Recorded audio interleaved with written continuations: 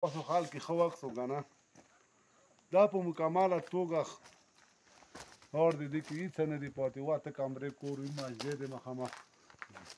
قرآن حمله پرې شوې ده مو د پاکستان بالات او سرانو نه دا مطالبه کوو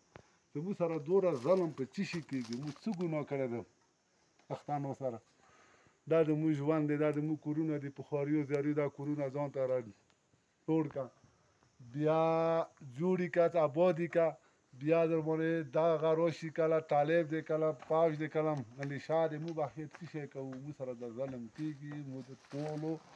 د پاکستان څه څوره افسران دي بالا افسران دي د کوم امنیشن یې جوړ کړی دی کوم د ګاټې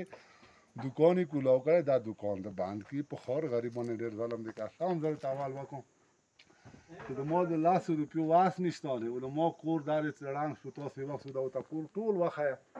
دا د موږ ژوند دی اخر به موږ څه شی کوو اخر به موږ کوم پالوت وکړو بیا داسې نه شي کولی دا حکمان یو داسې بام په سنټر کرم باندې راولي د په سنټر کرم کې یو سړی نه شي پاتې یو کور نه شي پاتې مکمل کورونه ختم کړي خلک ختم کړي سب پیغامه به شي نه که نه ولې څومره کوي ظلم ولې دومره بربدبیت په باندې روان دی بیا به اخر به موږ څه شی کوو دغه ورته مکمل کور راولغه کې دا کمرې دي مکمل ختمې شوي دي یوه روزانه دی دا کوم مسجد دی ختم دی مسجد هلته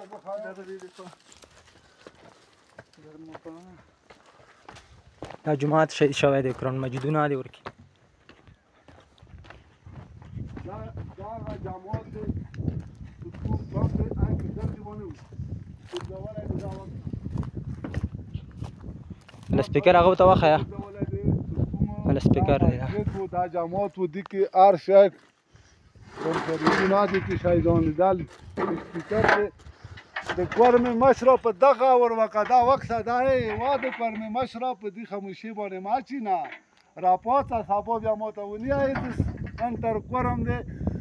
دا ما سره تر پچینه نن خور غریب سره ودرېږه احتجاج وکړه ژړا وکړه ته په کرسي ناست یې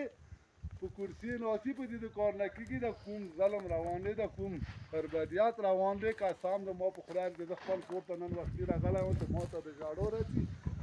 ژړا د کولی نه شم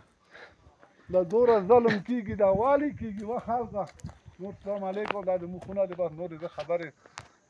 او هلی نه شم بس دا ډېر نور کور مکمل ړنګ دی